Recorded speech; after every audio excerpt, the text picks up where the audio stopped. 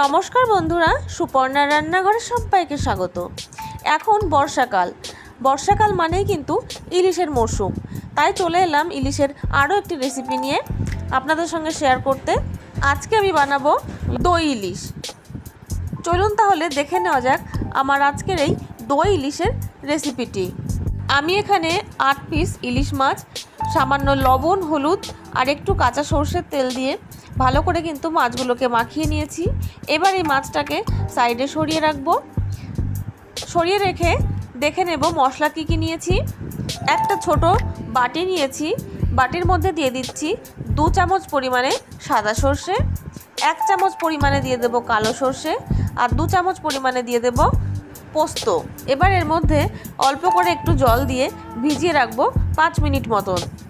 আমি 5 থেকে 6টা কাঁচা লঙ্কা দেব, সেই লঙ্কাটাও কিন্তু এই সর্ষে পোস্তর মধ্যে আমি দিয়ে রাখছি। 5 মিনিট পরে সর্ষে পোস্তটা একদম মিহি করে কিন্তু বেটে নিয়েছি। আর এখানে আমি নিয়ে নেব 150 গ্রাম পরিমাণে টক দই। টক দইটাকে কিন্তু খুব ভালো করে ফেটিয়ে নিয়েছি। এবার একটা বড় টিফিন বাটি নিয়ে নিয়েছি আমি। এবার এই বাটির মধ্যে কিন্তু দই আর বেটে রাখা মশলা সম্পূর্ণটা দিয়ে দেব। দইয়ের সঙ্গে মশলাটাকে খুব ভালো করে প্রথমে মিশিয়ে নিয়ে তারপর এর মধ্যে দিয়ে দেব স্বাদ অনুযায়ী লবণ আর খুব সামান্য একটুখানি পরিমাণে হলুদ, আর দিয়ে দিচ্ছি 3 টেবিল চামচ পরিমাণে কাঁচা সর্ষের তেল। এবার আবারও কিন্তু মশলার সঙ্গে লবণ, হলুদ আর তেলটা ভালো করে মিশিয়ে নেব। মেশানো হয়ে গেলে মাছগুলো মশলার মধ্যে দিয়ে দেব।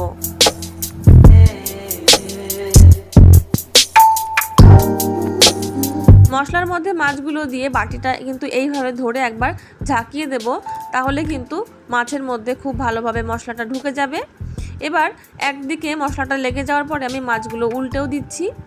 এবার উল্টে দেওয়া হয়ে গেলে কয়েকটা কাঁচা লঙ্কা আর কাঁচা সর্ষের তেল দিয়ে বাটির ঢাকনাটা কিন্তু বন্ধ করে দেব। আর এইদিকে কিন্তু গ্যাসের ওপরে একটা সসপ্যানে করে আমি অল্প কিছুটা জল গরম করতে বসিয়ে দিয়েছি। এবার এই জলের মধ্যে একটা স্ট্যান্ড বসিয়ে দেব। স্ট্যান্ডটার ওপরে এবার ওই মাছের বাটিটাও বসিয়ে দেব। বাটিটা দিয়ে সসপ্যানের ওপরে একটা ঢাকা দিয়ে দেব। এবার মিডিয়াম ফ্লেমে 20 থেকে 25 মিনিট কিন্তু ফুটিয়ে নেব। 20 থেকে 25 মিনিট পরে আমি ঢাকাটা খুলে নিয়েছি। এবার গ্যাসের ফ্লেমটা অফ করে বাটিটাকে কিন্তু একটু ঠান্ডা হওয়া পর্যন্ত অপেক্ষা করব, যাতে হাত দিয়ে ধরা যায়। তারপরে বাটিটা আমি নামিয়ে নিয়েছি। এবার বাটিটা খুলেও দেখাবো আপনাদের। দেখুন ভেতরে কিন্তু মাছ সব কিছু কিন্তু কত সুন্দরভাবে সেদ্ধ হয়ে গেছে। এবার আমি মাছটা নামিয়েও দেখাচ্ছি আপনাদের। মাছটা নামিয়ে নিয়ে এইভাবে কিন্তু বাটিটা ধরে যদি একবার ঝাঁকিয়ে নেওয়া হয়, তাহলে কিন্তু তেলটা পুরো ঝোলটার মধ্যেই লেগে যাবে বা মিশে যাবে। দই ইলিশ কিন্তু গরম ভাতে খাওয়ার জন্য একদম তৈরি হয়ে গেছে। এই দই ইলিশের রেসিপিটি আপনাদের কেমন লাগলো তা কিন্তু আমাকে প্রত্যেকবারের মতন কমেন্টে জানাতে ভুলবেন না।